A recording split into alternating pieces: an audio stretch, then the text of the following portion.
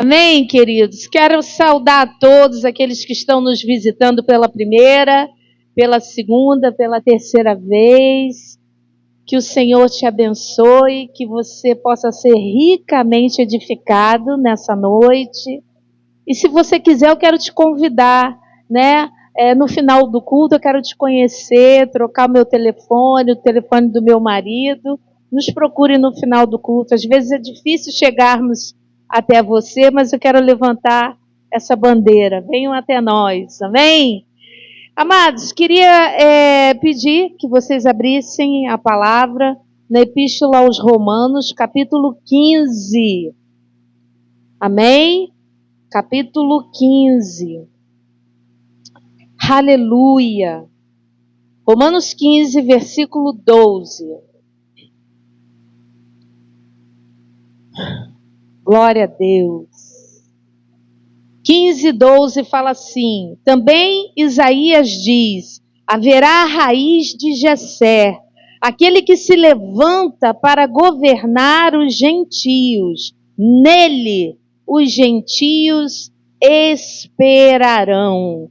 E o Deus da esperança vos encha de todo gozo e paz no vosso crer, para que sejais ricos de esperança. Na outra versão, abundeis, né, em esperança, no poder do Espírito Santo. Amém?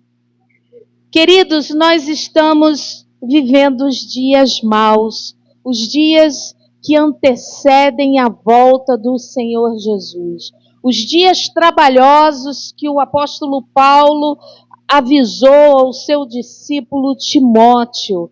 E às vezes eu me pergunto qual sinal ainda falta, né, para anteceder a volta de Cristo. Tudo já se cumpriu.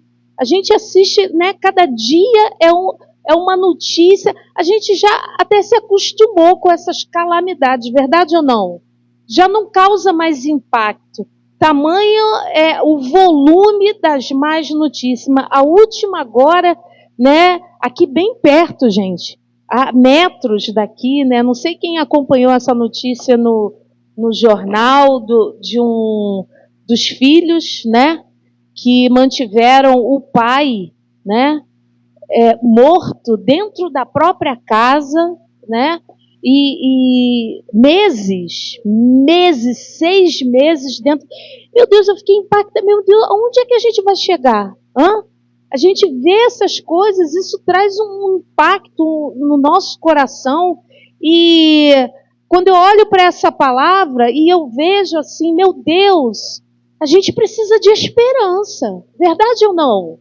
Amados, a gente precisa de esperança. A palavra diz que tudo vai passar, mas no final vai permanecer a fé, a esperança e o amor. E o maior de todos é o amor.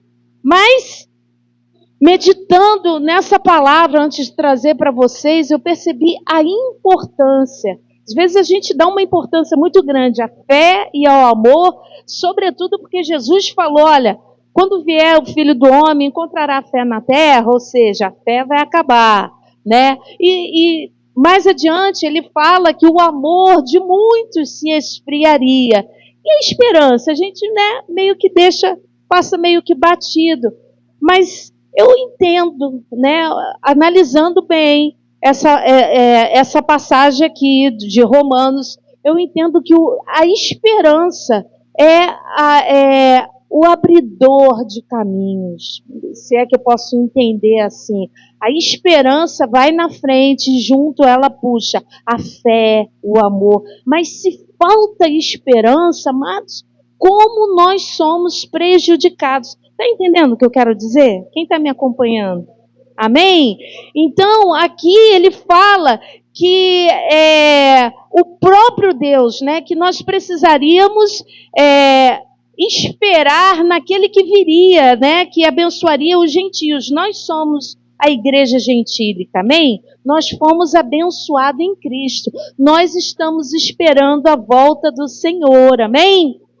E aí ele fala que o Deus da esperança, que ele venha nos encher com gozo, né, com alegria, paz e fé. Ou seja, ele ainda se encarrega, que Deus maravilhoso, que Deus tremendo. É tão importante que nós mantenhamos a nossa esperança acesa, que o próprio Deus, ele se encarrega de nos dar o meio necessário para que essa esperança fique viva. Amém? Que é a alegria, que é a nossa fé, que é a paz, amados. Porque quando você é roubado dessas coisas, a nossa esperança começa, né? Acabei de ler essa passagem que fala para que sejam ricos em esperança, para que abundeis em esperança. Quando a gente vai no médico, né? Quando a gente faz um exame, um check-up, né? O médico pergunta, como é que está isso, né? Como é que está a tua alimentação, como é que está conseguindo ir no banheiro, enfim, aquelas perguntas básicas. Mas se o médico dos médicos fizer essa pergunta a cada um de nós, fala sinceramente para o Senhor, você está abundando em esperança?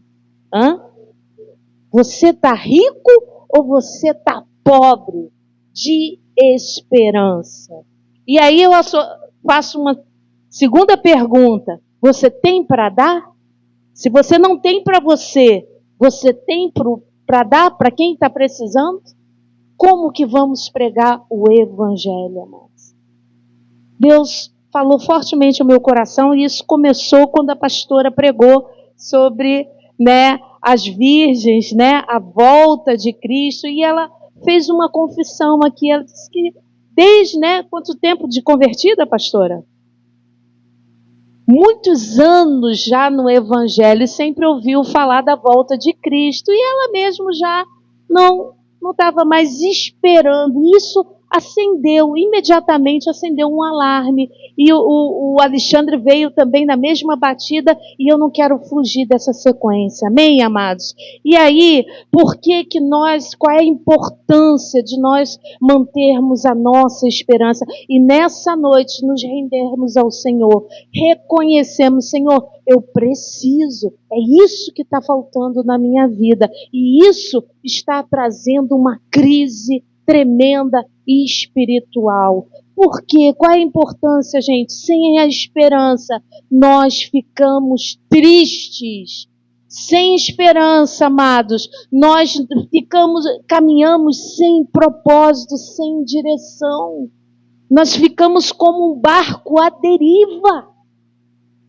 Misericórdia, igreja, nessa noite, o Senhor quer nos falar, quer nos tratar. Eu primeiro precisei ser tratada. Eu falo isso com a maior humildade para vocês. Tudo que passa aqui, primeiro passa para quem está pregando, amém? E aí eu lembro daquela passagem de Jairo, que Jairo vai em direção... Jairo tinha um grande problema. Quem tem problema aqui? Quem não tem, né? É melhor perguntar assim. Jairo estava com um grande problema. Apesar do cargo que ele tinha dentro da sinagoga, ele era um dos principais, ele tinha uma filha que estava à beira da morte. E alguém fala de Jesus para ele. Alguém falou de Jesus para você? E aí ele vai em direção à solução do seu problema. E eu espero que você tenha vindo para a igreja, não para marcar um ponto, mas crendo que é Ele que vai resolver todos os teus problemas. Ele é a solução, Ele é o princípio, Ele é o fim. Porque dele, por Ele e para Ele são todas as coisas. Amém, igreja? E aí Jairo sai nessa caminhada. E aí ele fala com o Senhor se prontifica aí no caminho, quem pega, né, como é que se diz, passa à frente, pega o milagre, a mulher do fluxo de sangue que toca na orla do manto do Senhor. Jairo testifica aquele milagre. Jairo, se antes ele já estava com uma esperança, aquilo já aumenta ainda mais né? Ele pode resolver o meu problema, mas antes de chegar em casa, na caminhada, às vezes é assim, amados, a gente está 1 passo, 2 passos para receber a bênção, e aí vem aquela voz contrária. E aí ele recebeu aquela voz. Podia abrir aqui, mas eu, enfim, lembrei dessa passagem, mas não estava no script, é de Deus, amém? E aí ele ouve aquela voz: não incomodes mais o mestre, a tua filha está morta. O motivo que te trouxe aqui não existe mais. Mas Jesus, sabiamente, escuta aquilo e ele combate. Ele diz: não temas, crê somente. Vou repetir, a mesma palavra que ele falou para Jairo, é a mesma palavra que surte efeito na minha vida, na tua vida, independente do problema que você esteja carregando. Ele diz a cada um de nós: não tema, crê somente, amém? Coloca a mão no teu coração, fica de pé, igreja, fica de pé, vamos orar. Existe uma atmosfera aqui, vamos sair, sabe, do mecânico, meu irmão. Deus quer nos levar além, amém? Às vezes chegamos aqui, eu sei, domingo, todo mundo cansado, comeu aquela feijoada, aquela macarronada, mas Deus quer te sacudir. Quantos querem ser sacudidos? Aleluia, coloca a mão no teu coração. Pai, nós estamos diante de Ti, assim como aquele homem, Senhor, chegou humildemente diante de Ti, Senhor, e nós recebemos aquela palavra que queima no nosso coração: não temas, crê somente, não temas, crê somente. Nós estamos aqui abrindo o nosso coração, Pai. Existem muitos desafios, Senhor, que vêm para roubar a nossa viva esperança, mas nessa noite, Tu que és o autor da vida, tem o poder de vivificar tudo aquilo que está morto, assim como a filha de Jairo ressuscitou. Eu oro, Senhor, para que o Espírito de ressurreição se faça presente nesse lugar, glorificando o Teu nome em todo o tempo. Receba toda a honra, toda a glória, todo louvor que a Tua palavra te garante. Assim nós oramos, te exaltando. Tenha liberdade de se mover no nosso meio. Faça conosco o que Tu queres e não o que nós queremos, Senhor. Assim nós te pedimos no nome de Jesus. Amém? Amém, amados. Glória a Deus. Louvado seja o nome do Senhor. Ele é digno do teu louvor, da tua adoração. Hoje é dia de pastor, ele é o bom pastor. E nada te faltará. Ele toda a honra, toda a glória. Amém, amados? Abra aí em Isaías capítulo 6. Vou te dar 3 pontos para você não deixar a tua esperança perecer. Amém, queridos? Isaías 6. Tem um texto muito lindo, sublime, maravilhoso. Amo esse texto, queridos. Aliás, Isaías é um profeta que recebeu o proto-evangelho. Se você olha para o evangelho, uma sombra do evangelho, quem mais recebeu revelação foi Isaías. Amém? E aí, Isaías, no capítulo 6, ele tem esse vislumbre, ele tem essa visão sobrenatural. E eu oro para que Deus possa abrir os nossos olhos e a gente contemplar além das circunstâncias, sabe, amados? Existe um Deus que reina no alto e sublime trono. Que a gente não venha esquecer disso jamais. Que os problemas não venham cegar a nossa visão espiritual do reino de Deus. Amém? Isaías, no capítulo 6, versículo 1, fala assim: no ano da morte do rei Uzias, eu vi o Senhor assentado sobre um alto e sublime trono, e as abas de sua veste enchiam o templo. Serafins estavam por cima dele, cada um tinha 6 asas. Senhor, tu és tremendo. Com 2 cobria o rosto, com 2 cobria os seus pés, com 2 voava e clamavam uns para os outros, dizendo: Santo, Santo, Santo é o Senhor dos exércitos, toda a terra está cheia da sua glória. Olha isso, amados. Isaías, hoje eu estava percebendo isso, Isaías teve uma visão de Cristo pré-encarnado. Cristo, assim como Abraão teve uma visão de Cristo lá quando ele ia sacrificar Isaac, e olha, não faça isso, né? E ele vê o cordeiro. Isaías, o próprio Jesus falou: Abraão viu os meus dias e se alegrou. Isaías teve a visão de Cristo. Lembra que Jesus, lá no capítulo 17 de João, ele fala: Pai, glorifica-me com a glória que eu tinha antes. Porque ele se fez como servo. Ele foi obediente até a morte de cruz. Ele se esvaziou de toda essa glória. Por quê? Por amor a mim, por amor a você. Ele nos amou primeiro. Amém, amados? Ele viu o Senhor e as bases do limiar se moveram à voz do que clamava e a casa se encheu de fumaça. Então disse eu: ai de mim, estou perdido, porque sou homem de lábios impuros. Habito no meio de um povo de impuros lábios, e os meus olhos viram o Rei, o Senhor dos exércitos. Então, um dos serafins voou para mim, trazendo na mão uma brasa viva, que tirara do altar com uma tenaz. Com a brasa, tocou a minha boca e disse: eis que ela tocou os teus lábios, a tua iniquidade foi tirada, e perdoado o teu pecado. Depois disso, ouvi a voz do Senhor que dizia: quem enviarei? E quem há de ir por nós? Disse eu: eis-me aqui, envia-me a mim. Amém? Essa realmente é uma das passagens mais lindas da Bíblia. Né? Isaías realmente teve essa visão, e não foi só isso, né? Isaías, capítulo 53 de Isaías, que ele vê o Senhor sofredor, o Senhor moído de dores, né?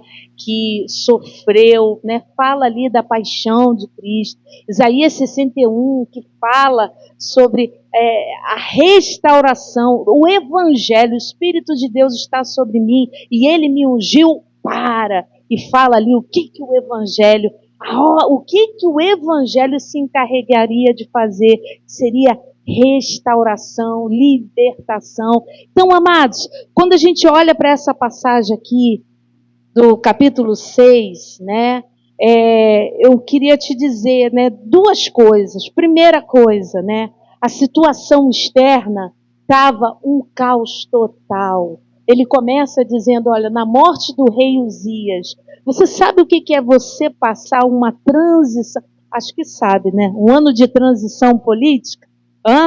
É ano de perseguição, amados.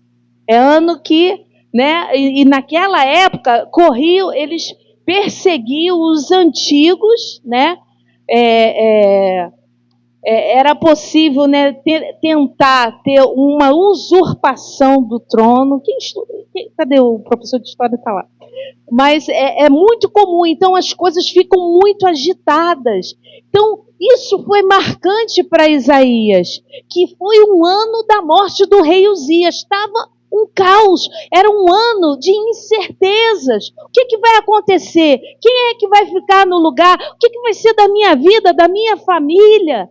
E Isaías, a gente vê aqui que ele tem aquela visão e imediatamente, diante de uma revelação de Deus, os pregadores aqui concordam comigo, às vezes a gente recebe algo tão lindo, tão glorioso do Senhor, e quando a gente olha, a gente, meu Deus, para mim, Senhor, por que o Senhor me mostrou isso?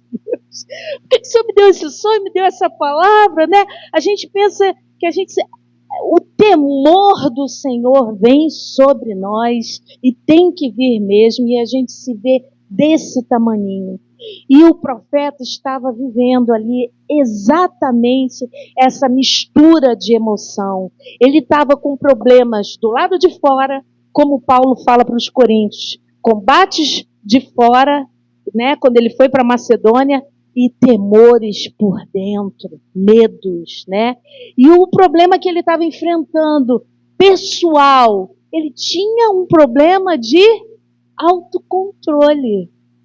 Ele tinha um problema na língua, né? Tiago fala que aquele que sabe, né, dominar esse pequeno órgão, né, é bem-aventurado, porque incendeia, amados.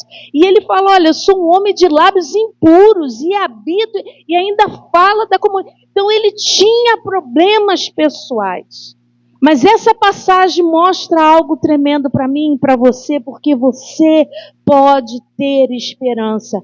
Deus, a despeito dos nossos problemas, Ele tem o controle de tudo.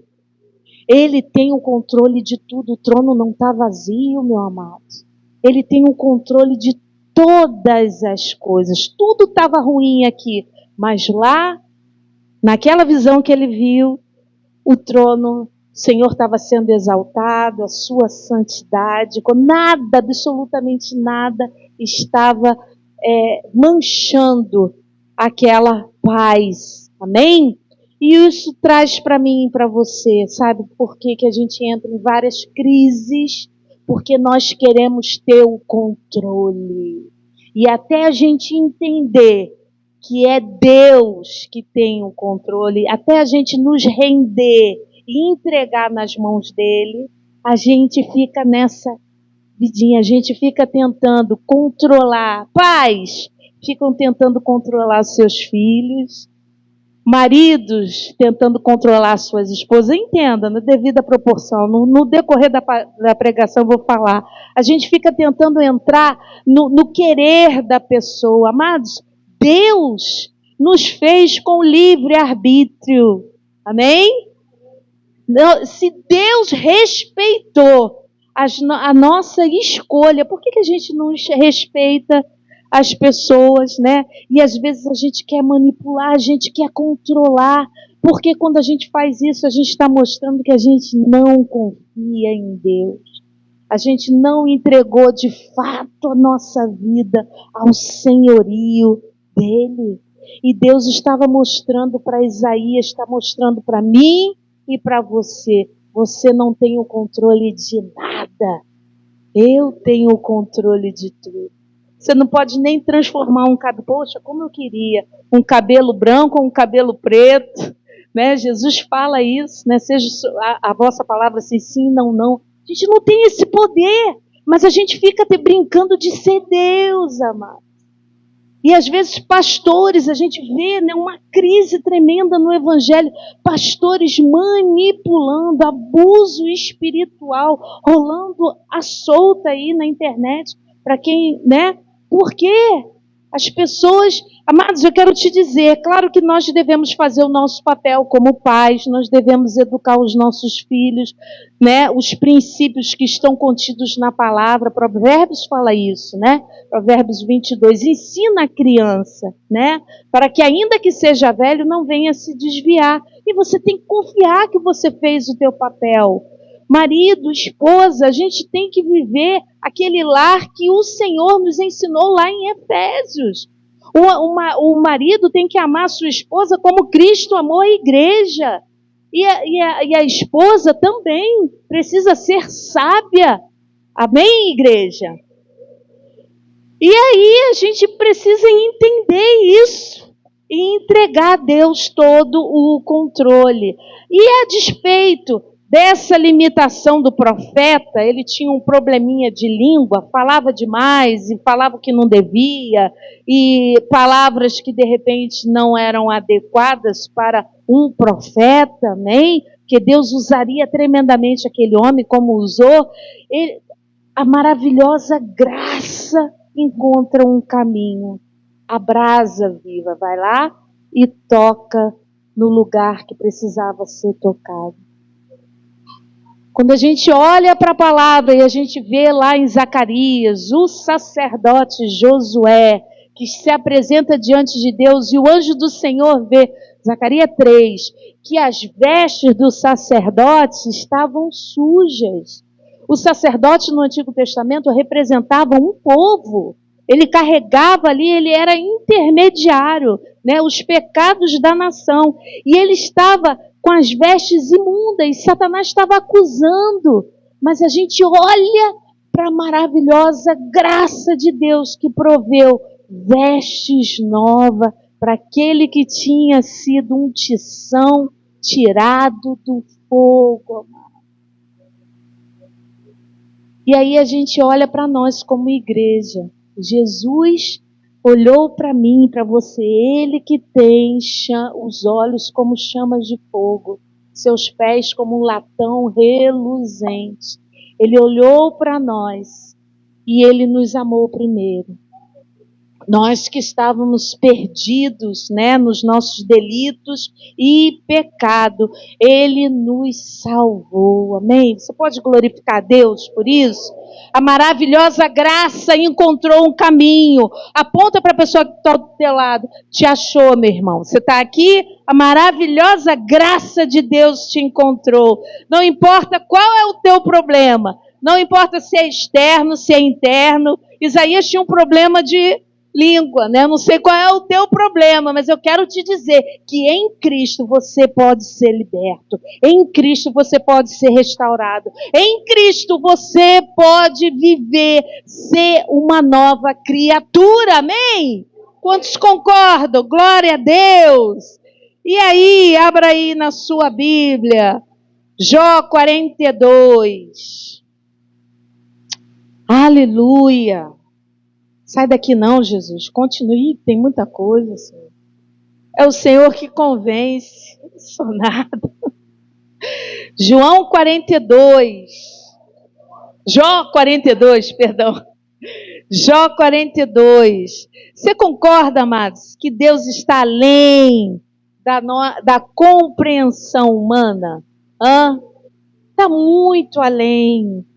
Né? A palavra fala do amor que excede todo entendimento, da paz que excede todo entendimento. E o que dizer de Deus? Às vezes a gente tenta colocar Deus dentro de uma caixinha e acha que já sabe tudo de Deus. Se fosse assim, realmente, a nossa esperança estaria seriamente limitada. Mas quando a gente olha para esse Deus tremendo, tão grande, tão maravilhoso, que excede o nosso entendimento, como Jesus chega para os discípulos, andou com eles 3 anos e meio, fazendo milagres, ensinando palavras vivas, né? E ele fala, olha, eu tinha tanto mais para entregar para vocês, mas vocês não poderiam suportar.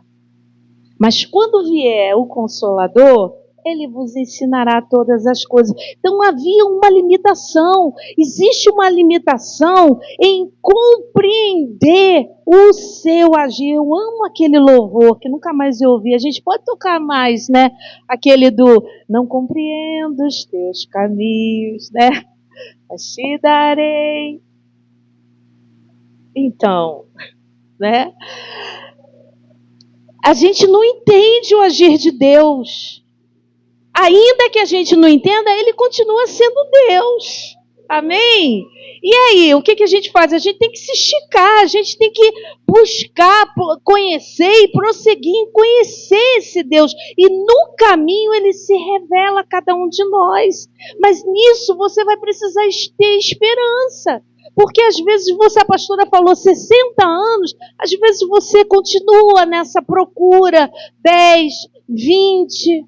Gente, a gente está vivendo um tempo, está tudo tão acelerado, hoje em dia 1 ano, 2 anos, as pessoas já não querem mais. Já enjoa, já desistiram. Acha que já sabe tudo de Deus e já começa a retroceder. Então, Jó, a gente olha para a vida desse homem e a gente vê, né, que algumas perdas, né, podem roubar a nossa esperança. Eu não sei se você viveu algumas perdas, né? Esse homem, ele perde a saúde, esse homem ele perde os filhos, ele perde a riqueza, ele perde os amigos, ele perde a vontade de viver. E existe um silêncio na sua vida. O que aconteceu? O que está acontecendo com a tua vida? Né? Cada um dá um pitaco. Só no capítulo 40 Deus começa a falar no meio de um redemoinho. Talvez você esteja vivendo esse momento. E eu quero te dizer que é um momento propício para o Senhor falar contigo. Amém? É um momento propício para você ouvir o Senhor. E quando o Senhor fala, amados, queridos, todas as crises cessam dentro de nós. Quantos concordam com isso? E aí, no capítulo 42, Jó fala assim: então respondeu Jó, Senhor, bem sei que tudo podes, e nenhum dos teus planos pode ser frustrado. Quem é aquele, como disseste, que sem conhecimento encobre o conselho? Na verdade, falei do que não entendia, coisas maravilhosas demais para mim, coisas que eu não conhecia. Amados, precisamos entender isso. Sabe, Deus está muito além da nossa compreensão. Mas ainda que Ele esteja além, Ele continua nos amando, Ele continua nos guardando, Ele continua sendo fiel. E tudo que nós precisamos é permanecer na Sua presença. Amém? Quantas coisas, quantas besteiras a gente fala, quantas atitudes impensadas, porque não paramos para ouvir o Senhor. E quantas vezes achamos que fomos abandonados, né? Falei do exemplo do barco à deriva. Deus, por que está acontecendo isso na minha vida? O Senhor não está vendo, Deus? O Senhor está dormindo? Olha aí, Deus. Olha esse momento que tão difícil que eu estou passando. Eu quero te dizer que é um momento propício para Deus manifestar a sua glória. Mas você precisa ter esperança. Eu olho para João 21, eu vejo ali os discípulos desistidos, voltaram a pescar, né? E o Senhor se manifesta lá na praia porque Ele tinha algo para tratar, né? Ele já ressurreto, mas eles não reconhecem o Senhor. E aí o Senhor fala, joga a rede para o outro lado do barco. Eu pergunto a vocês, você obedeceria a uma pessoa desconhecida? Eles obedecem. No fundo, eles queriam o milagre. Não importava quem estava falando. Depois que eles recebem, eles reconhecem o Senhor. Sabe qual é o problema, gente? Às vezes a gente não quer. A gente não quer ser curado, a gente não quer ser liberto, a gente não quer ser transformado e a gente dá desculpas. Mas quando a Bíblia diz que para a gente desenvolver com temor e tremor a nossa salvação, porque ele é o responsável pelo querer e o efetuar. Olha, às vezes a gente quer, mas a gente fica no meio do caminho. E cadê? Na hora de efetuar, acabou. Mas Deus é poderoso para completar essa obra através do Espírito Santo que há dentro de cada um de nós. Amém?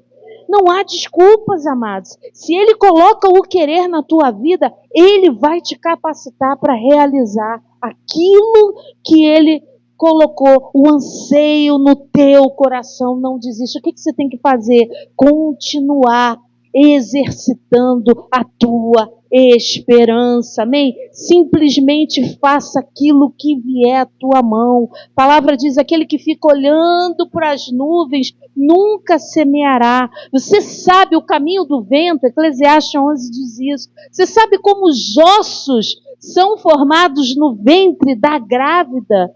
Assim você também não sabe as obras de Deus, que faz todas as coisas, amados. Tudo que nós precisamos é confiar. Tudo que nós precisamos é permanecer nesse lugar. Que lugar, pastora? Onde nós seremos encontrados, onde nós teremos a revelação do Senhor. Amém? E por último, amados, abra aí em Ezequiel 37. Sabe por que você pode confiar? Porque Ele é fiel. Ele é fiel. Ainda que nós sejamos infiéis, Ele permanece fiel. Desculpa, Ezequiel 37. Amém? Ele cumpre o que prometeu. Eu não sei o que Ele te prometeu. Eu não sei quais foram as perdas que você teve na tua vida, que de repente você entrou nesse modo sem esperança. Mas nessa noite o Senhor te sacode e diz, eu não falei contigo? Eu vou cumprir o efetuar na tua vida. Amém? O querer já está aí, o efetuar é comigo. Entrega para mim, entrega o controle para mim. Para de tentar ser Deus. Para de tentar encontrar, sabe, pelo, né? Como é que se fala? Aquele em cabeça de ovo, né? Sei lá, a gente fica, sabe, dificultando demais e tudo que a gente precisa é crer, é esperar com paciência no Senhor. Amados, uma vez alguém falou para mim algo tremendo, que a palavra de Deus, ela tem o seguinte efeito, é como se fosse uma pedrinha que você joga na água e forma aquele círculo. E aí depois forma outro círculo, e mais círculo, e mais círculo. Assim é a palavra de Deus. Quando a palavra saiu naquela geração, ela tinha um efeito imediato para aquele povo que estava vivendo algo ali. Ezequiel 37. E era o povo do exílio. Mas depois a palavra ela chegou e ela continuou tendo efeito, e ela é viva, e ela chega até mim e até você. Ezequiel 37, versículo 11, ele fala assim, pedi para você abrir e eu mesma não abri. Glória a Deus. Que hora. Amém. Então me disse, filho do homem, estes ossos são toda a casa de Israel. Eis que dizem, os nossos ossos se secaram e pereceu a nossa esperança. Estamos de todo exterminados. Portanto, profetiza e dize-lhes, sublime. Amém? E dize-lhes, assim diz o Senhor Deus, eis que abrirei a vossa sepultura e vos farei sair dela, ó povo meu, e vos trarei a terra de Israel. Sabereis que eu sou o Senhor, quando eu abrir a vossa sepultura e vos fizer sair dela, ó povo meu. Porém em vós o meu espírito, e vivereis, e vos estabelecerei na vossa própria terra. Então sabereis que eu, o Senhor, disse isso e o fiz, diz o Senhor. Amados, a situação era super caótica. A visão do profeta era sobre um vale cheio de ossos, era um cemitério. Assim estava o povo, totalmente sem esperança, naquilo que Deus tinha falado, naquilo que Deus tinha prometido. Eles estavam longe. Eu não sei como você está. Se você está perto, a 2 passos, como eu falei, 3 passos da tua bênção, ou você já está muito, muito distante. Pastora, não sei nem mais o caminho. Perdi totalmente. Estou igual aquele barco aí que a senhora falou. Mas aqui, Deus cumpriu naquela geração. Ele trouxe aquelas nações que tinham sido espalhado o seu povo por juízo. Ele traz e forma de novo a sua nação. E ele cumpre aquilo que ele prometeu. Mas aqui tem um dado importante quando fala assim, porém em vós o meu Espírito. Ali já não é uma palavra para Israel. Ali é uma palavra para nós, igreja do Senhor. Jesus falou que ele iria nos mandar o Consolador, que o mundo não pode receber. Mas vós recebereis, porque caminha convosco, habita em vós. Todo aquele que crê no Senhor Jesus tem essa dádiva maravilhosa, amados. Cristo em nós, a esperança da glória de Deus. O Espírito Santo de Deus habita dentro de nós. A promessa do Senhor se cumpriu. A igreja foi formada. Perdi a conta de quantas perseguições. Sabe esse livro que às vezes você decide se vai ler ou não? Só o fato desse livro estar nas tuas mãos é um milagre. Você não tem noção. 7 perseguições. Cada perseguição, os livros eram queimados para não chegar a tuas mãos, para que você não soubesse dos mistérios contidos dentro desse livro, que é o poder de Deus, é promessa para todos aqueles que creem, amados. Se a nossa esperança estiver na palavra, naquilo que Ele falou, eu quero te dizer, pode passar o céu e a terra, a palavra de Deus não vai passar, ela continua sendo eficaz para qualquer tipo de situação que você esteja vivendo. Você lembra que eu falei do outro círculo, né? A igreja já foi formada 2000 anos atrás. Mas agora nós estamos vivendo, eu comecei essa palavra, os dias maus. E a sensação que eu tenho é que a igreja, às vezes as pessoas estão como zumbis. Estão presentes, mas estão andando como mortos-vivos. E eu perguntei a Deus, Senhor, o que é isso?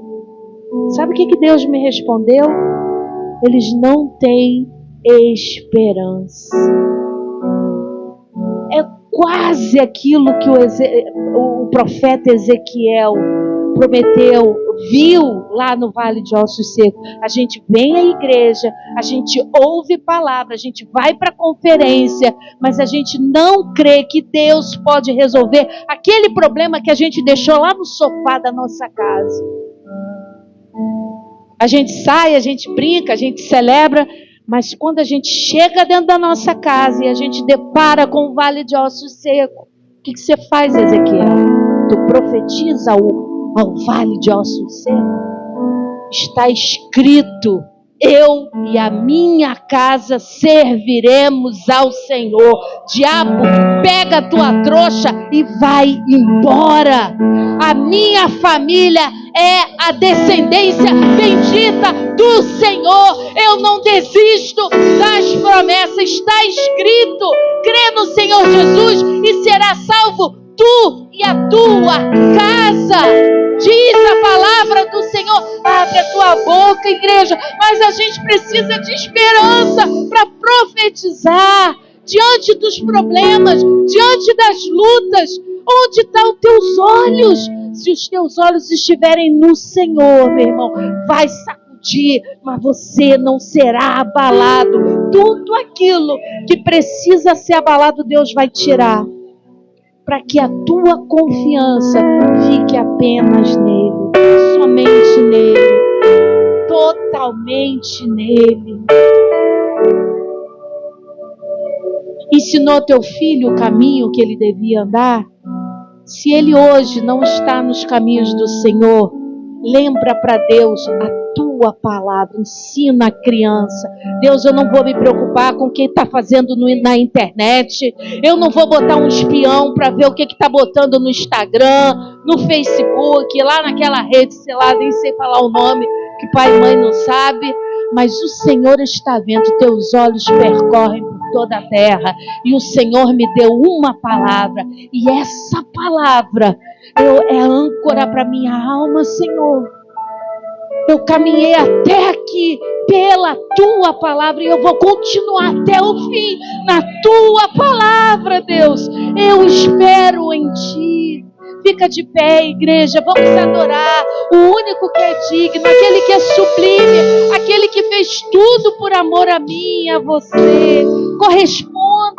Corresponda a Ele, mostra a Ele onde está a tua esperança. Mostra a Ele que você não quer permanecer assim, como um morto vivo. Como tu, Jesus. Não há ninguém além de ti, que é manso e humilde assim. Não há ninguém igual a ti.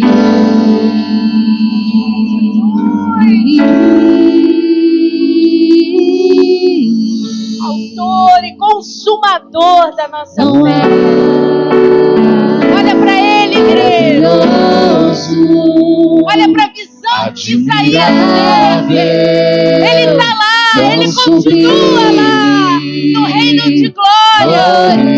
Ele governa a tua vida. Tua presença é mais desejável. Ele não te abandonou.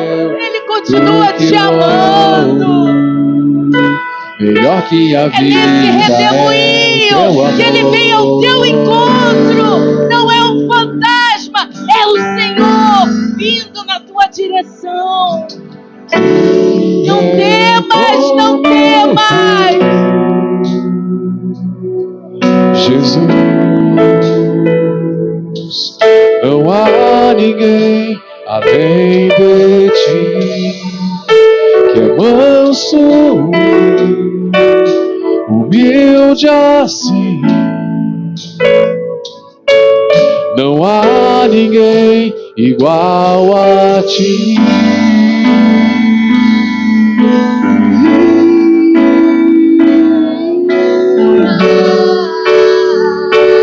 Não há igual, maravilhoso, admirável, tão sublime, Tão maravilhoso. glorioso.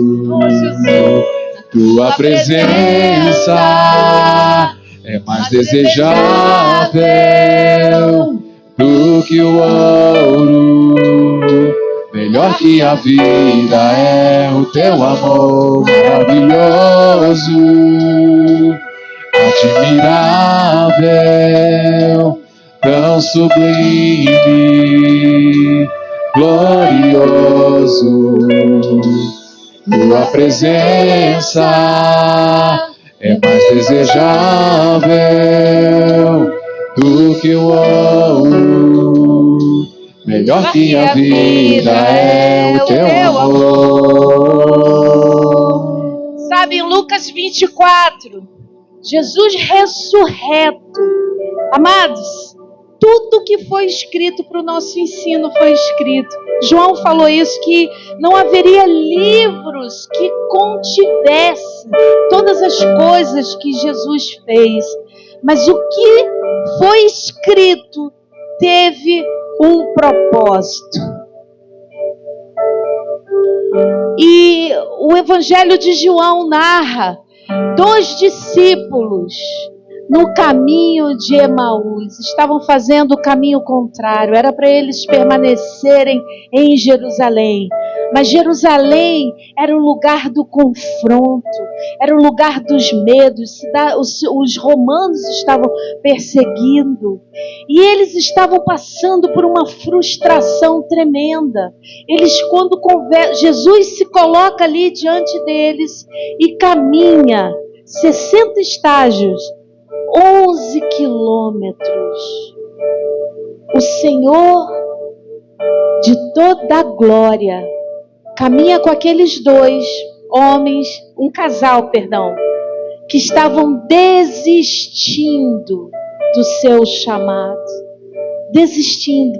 Caminharam 3 anos e meio com o Senhor e agora estavam passando por aquela frustração.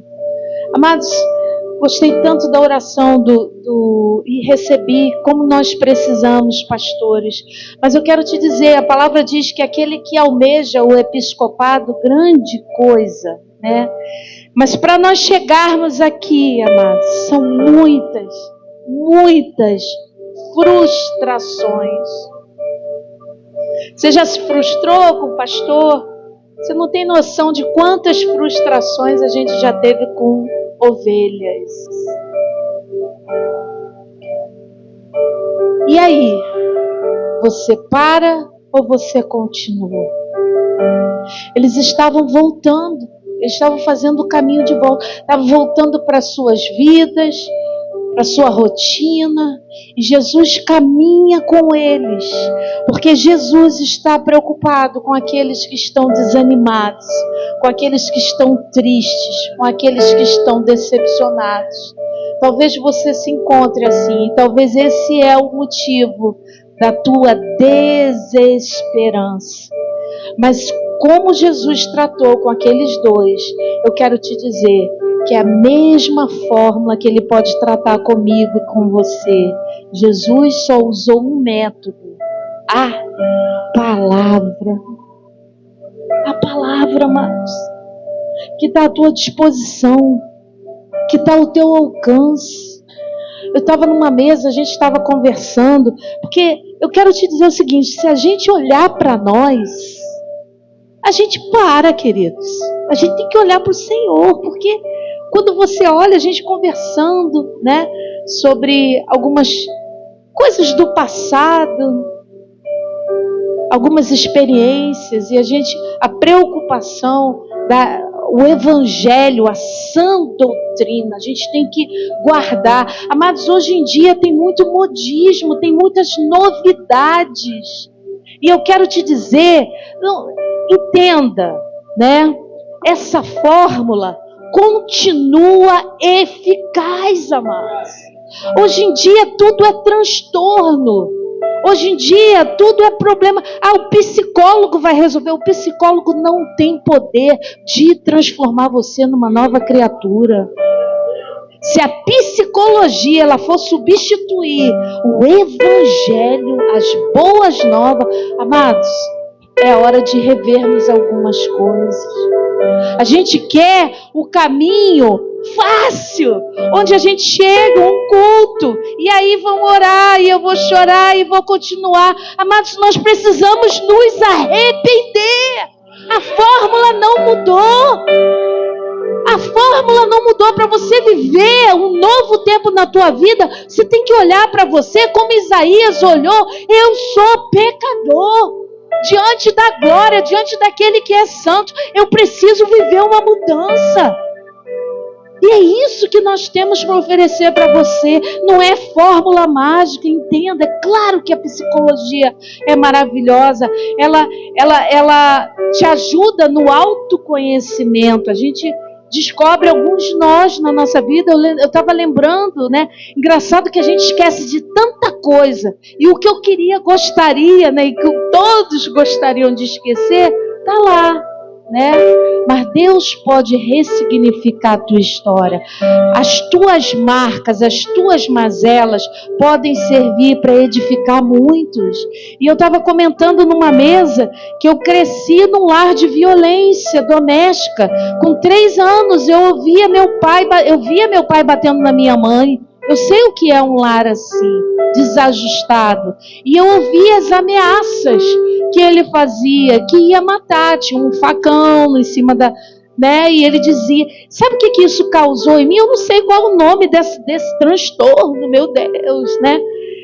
Eu não podia ouvir sirene. Eu me lembro que eu estudava no Newton Braga. O pensamento que vinha sempre na minha mente era: será que eu vou encontrar minha mãe viva quando eu chegar em casa? Eu era uma adolescente. Tive que crescer rápido. Mas o Senhor me encontrou nesse lugar. A maravilhosa graça de Deus.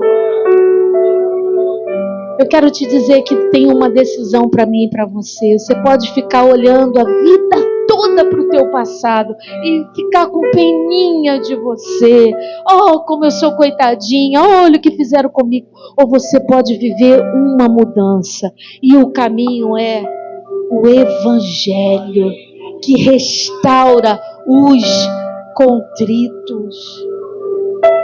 É o Evangelho, amados. É não olhar para você, é olhar para Ele. Porque não depende de você, depende dEle. Porque dEle, por Ele e para Ele são todas as coisas. A Ele seja a glória, a honra e todo o louvor. Aplauda Jesus Cristo, que nos concedeu essa maravilhosa graça, a oportunidade de sermos uma nova criatura. Amém? Deus te abençoe. Fica com essa palavra. A esperança para mim, a esperança para você. Não desista, faça o caminho de volta, assim como aqueles fizeram a volta do caminho de Emaús. Eles foram restaurados na esperança, com a revelação de Cristo, e eles voltaram para testificar o maior evento da história. Ele ressuscitou, Ele está vivo, e por isso você pode crer no amanhã. Os teus problemas diante da gloriosa graça de Deus são mínimos. Creia. Onde você vai colocar a tua esperança? Igreja, coloca a tua esperança em Cristo. Amém? Admirável. Obrigada, Senhor. Tu és muito mais glorioso. Que dia maravilhoso. Tua presença